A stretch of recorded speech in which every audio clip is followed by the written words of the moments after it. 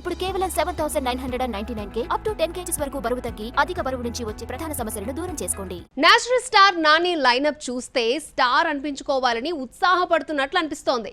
Hi నాన్న result చూశాక ఇక ఆగేదే లేదంటూ వరుస సినిమాలు లాక్ చేస్తూ పోతున్నాడు. ఈ మిడ్ రేంజ్ హీరో ఉన్నట్టుండి వరుస ప్రాజెక్టులకు ఎందుకు ఇలా గ్రీన్ సిగ్నల్ ఇస్తున్నట్లు?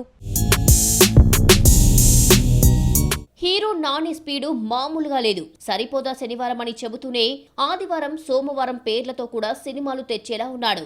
ప్రస్తుతం వివేక్ ఆత్రేయతో సరిపోదా శనివారంతో బిజీగా ఉన్నాడు. ప్రియాంక మోహన్ హీరోయిన్ గా నటిస్తున్న ఈ మూవీని డివివి ఎంటర్టైన్మెంట్స్ సంస్థ నిర్మిస్తోంది. హాయ్ నాన్న తర్వాత రెడీ అవుతున్న ఈ సినిమా కూడా తనకు హిట్ కంటిన్యూటీ చూపిస్తుందని ఫీల్ అవుతున్నాడు.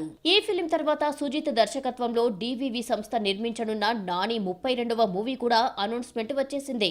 సుజిత్ పవన్ తో చేస్తున్న ఓజీ తర్వాత ఫిలిం కావడంతో సినిమాపై ఓ రేంజ్ అంచనాలు ఉంటాయి. వాటిని ఎలాగైనా రీచ్ కావాలనే పట్టుదల నానిలో ఉండనే ఉంది. నాని ఈ 2 సినిమాలతో ఆగడం లేదు.